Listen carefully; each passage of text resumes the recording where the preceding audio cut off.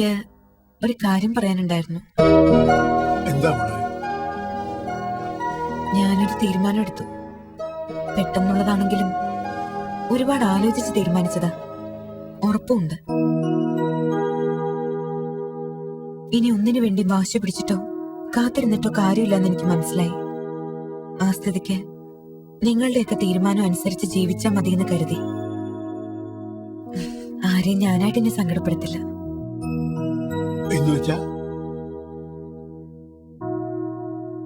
റോണിയുമായുള്ള വിവാഹത്തിന് എനിക്ക് സമ്മത. നീ പറയുന്നത് സത്യമാണ്, വിശ്വസിക്കാമോ എനിക്ക്? ഇനി ഒരു കാര്യത്തിനും ഡാഡി എന്നെ അവിശ്വസിക്കണ്ട. ബാക്കി ഇനി എന്ത് വേണോന്ന് ഡാഡി തന്നെ തീരുമാനിച്ചു പറഞ്ഞാൽ മതി. ഞാൻ അനുസരിച്ചോളാം. ഞാനിത് ആദ്യം അവനോട് തന്നെ പറയട്ടെ. അവൻ ഇതിൽ പരം വേറെ എന്ത് സന്തോഷമാണ് വേണ്ടത്. എടാ റോണി, മോള് പറഞ്ഞത് നീ കേട്ടോ? നീയുമായിട്ടുള്ള കല്യാണത്തിന് ഇവൾക്ക് സമ്മതമാണെന്ന്. നീ എന്നടാ അന്തം വിട്ട് നിൽക്കുന്നേ? ഇത് സ്വപ്നമല്ല, സത്യമാ. ഡാഡിക്ക് സന്തോഷമായി മോളെ.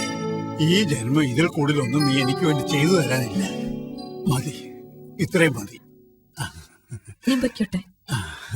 മോള് വയ്ക്കോ.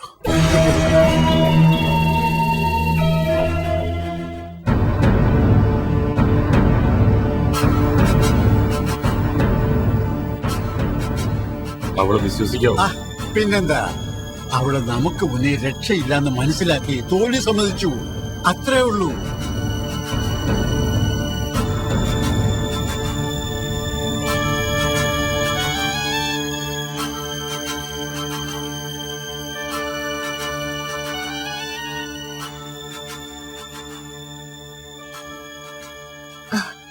സത്യം പറയാലോ, ഒരു നിമിഷം കൊണ്ട് താര എല്ലാവരും അമ്പരപ്പിച്ചു കളഞ്ഞു, എന്നെ പോലും. ഈ തീരുമാനം നന്നായിന്നേ ഞാനും പറയൂ. പക്ഷേ എത്രയൊക്കെ നിർബന്ധിച്ചിട്ടും റോണിയുമായുള്ള കല്യാണത്തിന് സമ്മതിക്കാതിരുന്ന താരയുടെ ഉറച്ച മനസ്സ് കണ്ടപ്പോ ഞാൻ കരുതിയത് ഈ കല്യാണം ഒരിക്കലും നടക്കില്ലായിരിക്കുന്ന. എന്തുപറ്റി ഇപ്പൊ തീരുമാനം പെട്ടെന്ന് മാറാൻ? എല്ലാ കാലവും എല്ലാവർക്കും വാശി മനസ്സിൽ വെച്ച് കൊണ്ടു നടക്കാൻ പറ്റില്ലല്ലോ. ചില സമയത്ത് നമ്മൾ അറിഞ്ഞുകൊണ്ട് മനഃപൂർവ്വം തോറ്റുകൊടുക്കേണ്ടി വരും. അത് ചിലപ്പോ ചിലർക്ക് എന്തെങ്കിലും ലക്ഷ്യം മുന്നിൽ കണ്ടുകൊണ്ടുള്ള താൽക്കാലികമായ ഒരു കീഴടങ്ങലായിരിക്കും. മറ്റു ചിലർക്ക് ഇനിയും പിടിച്ചു നിൽക്കാൻ പറ്റില്ല എന്നുള്ള നിവൃത്തികേട് കൊണ്ടായിരിക്കും. താരയുടെ മനസ്സിൽ ഈ രണ്ട് കാര്യങ്ങളിൽ ഏതാ? രണ്ടിൽ ഏത് വേണമെങ്കിലും സ്റ്റെല്ലയ്ക്ക് ഊഹിച്ചെടുക്കാം. ചിലപ്പോ എന്നെ സംബന്ധിച്ചിടത്തോളം ഇതിൽ രണ്ടിലും പെടാത്ത മറ്റെന്തെങ്കിലും കാരണങ്ങളുമായിരിക്കും. തൽക്കാലം ഞാൻ അത്രേ പറയുന്നുള്ളൂ. എനിക്കൊന്നും മനസ്സിലാവുന്നില്ല. താര എന്താ ഇങ്ങനെ പിടിതരാതെ സംസാരിക്കുന്നത്, അതും എന്നോട്?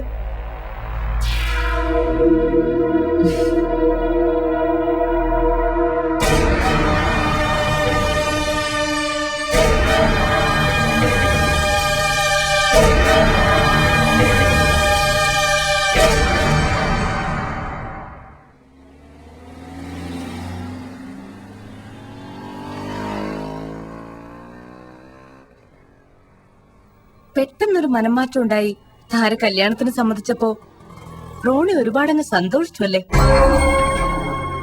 അങ്ങനെ ഒരു തീരുമാനം അവളുടെ ഭാഗത്തു നിന്നും ഉണ്ടായി കാണാനാണല്ലോ ഇത്രയും നാൾ ഓടിയത്. ആ ഓട്ടത്തിന് അവസാനമായെന്ന് എന്തായാലും ഇപ്പൊ ഉറപ്പിക്കണ്ട. അതെന്താ, അവൾ എന്തെങ്കിലും പറഞ്ഞു തന്നോട്? പറയാതെ തന്നെ ഒരു പെണ്ണിന്റെ മനസ്സ് മനസ്സിലാക്കാൻ മറ്റൊരു പെണ്ണിന് കഴിയും. എന്തൊക്കെയോ മനസ്സിൽ കരുതി കൂട്ടിയ താര ഇപ്പൊ കല്യാണത്തിന് സമ്മതിച്ചത്. മഹേഷിന്റെ മരണത്തിന് പിന്നിൽ റോണിയാണെന്ന് തിരിച്ചറിഞ്ഞുകൊണ്ടുള്ള ഒരു പകവീട്ടൽ അതും ആവാം. അതുകൊണ്ട് ഇനിയുള്ള ഓരോ നിമിഷവും റോണി സൂക്ഷിക്കണം. കല്യാണം സ്വപ്നം കണ്ട് നടന്നിട്ട് അത് അവസാനം തീർത്താ തീരാത്തൊരു സങ്കടമായി മാറരുത്.